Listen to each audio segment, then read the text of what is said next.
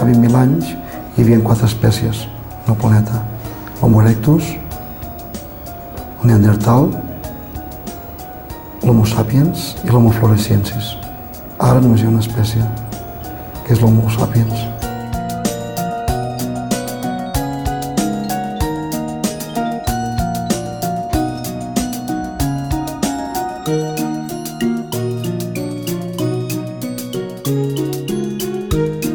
No hem guanyat res.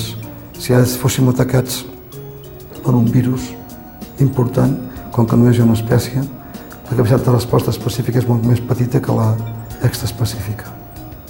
Amb les llengües passa el mateix. Les llengües són un valor d'acumulació de coneixement, no només de pas d'informació.